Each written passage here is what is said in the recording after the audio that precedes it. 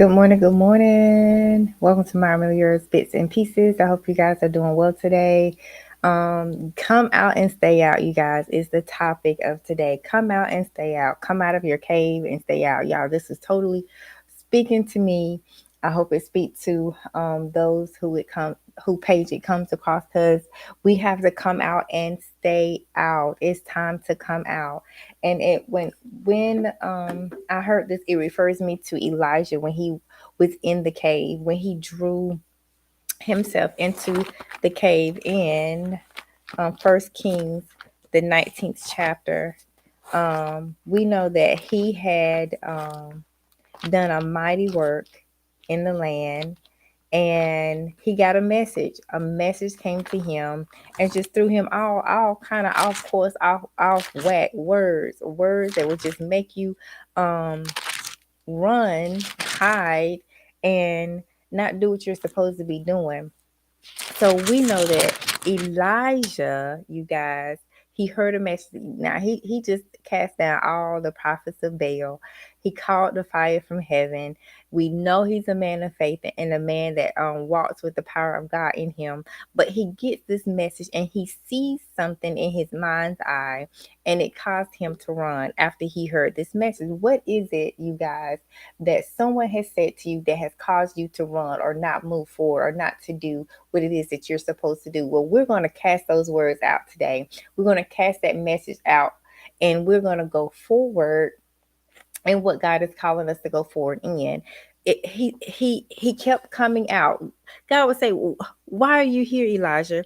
Number 9, and it says, "And it came thither unto a cave and lodged there. And behold, the word of the Lord came to him and said unto him, What doest thou here, Elijah? What are you doing there? Why are you not moving? Why are you in your room? Why are you in that house? Why are you at that job? Or why are you wherever God is asking you, why are you there? Come out and stay out." But he came out and he was in his feelings.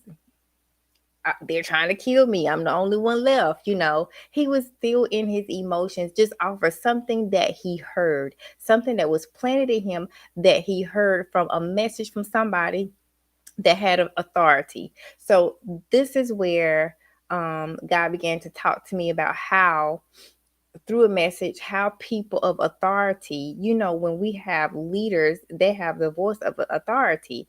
And when they speak the words, it begins to manifest in our life. People with authority. We know Jezebel had authority. She had authority in the land. Therefore, when she spoke a word, it would come, it will hold weight, is what I'm saying. It holds weight. Okay. So he ran. So come out and stay out. All of this stuff is happening. The earthquake came, the storm came. He would come out, but he would go back in the cave. It is time to come out of the cave and stay out. Forget about what happened. Forget about what was said. And I'm here to remind you, 2 Timothy, um, 2 Timothy, where we are, 1:6. It says, "Wherefore I put thee in remembrance, that thou stir up the gift of God which is in thee by the putting on of my hands. For God hath given us not the spirit of fear, but of power, of love, and of a sound mind." Stir up the gift. It's already inside of you. So he was reminding him to stir up the gift of faith that was already in him. He reminded him of his ancestors who walked with faith, which was his grandmother Lois and his mother Eunice. "And I am persuaded that it is in thee also," is what he said to Timothy. This is Paul talking to Timothy. This stuff is already embedded in you from your ancestors. He reminds him, your grandmother and your mother walked in faith. It's inside of you. So get rid of this timidness, this fear. This was causing you not to move in the assignment that God has put into your hands. So he said, I stir it up. I stir that fire that is already inside of you, so that you can move, because we're not created with the spirit of fear, but with power, love, and a sound mind. So we have to come out because it's in us. It is in us. It is embedded in us because there's some people in our bloodline before us that walk strong in faith.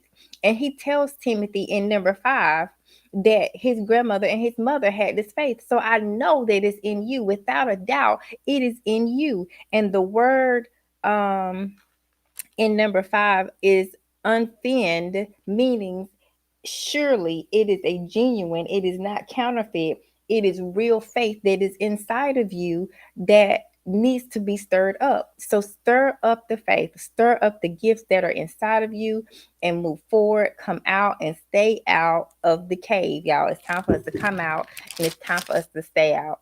And forget about what was, and only remember on what God is doing now and what could be. Forget about what happened. Just remember those things of faith that you just walked out of, the things that you just manifest through the power of God. Because Elijah, he called down the fire, and then he went into the cave. Why are you there? Why are you there?